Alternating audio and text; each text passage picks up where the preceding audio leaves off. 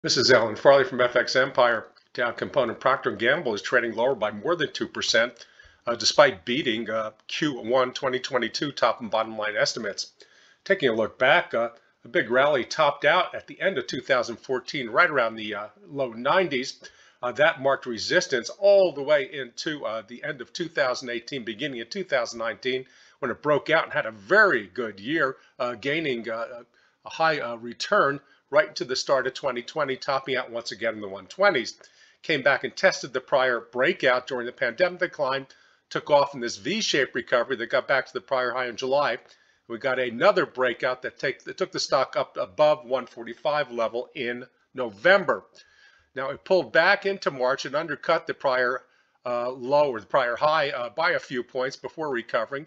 This confirmed support right around the 120s. And then it returned to the prior high in September. And see this little peak right here, that's about 25 or 30 cents above the prior high. Well, this breakout failed and the stock pulled back to the 200-day and the 50, I think it's a weekly chart, 50-week moving average just about 2 weeks ago. It started to bounce ahead of earnings. Now it's trading down around the 139 level. So it looks like we're going to get another test down here at this blue line, which again is also the 200-day moving average.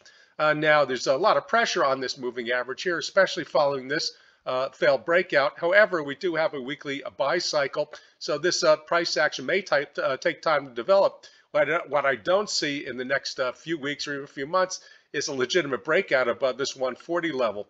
I think earnings are just weak enough that there's going to be hesitation and worries about supply chain and inflation to keep this stock range bound into 2022. So how low can it go? Well, I think there's a good chance it could break this blue line here. That's probably just about it. Maybe drift down to this level. I don't think it's going back into the 120s or the 110s anytime soon. So I think we're just going to get an underperforming stock for the next even 3 to 6 months until we either get a lid on supply chains and inflation, or we start to get consumers a lot more interested, stock buyers a lot more interested in defensive plays.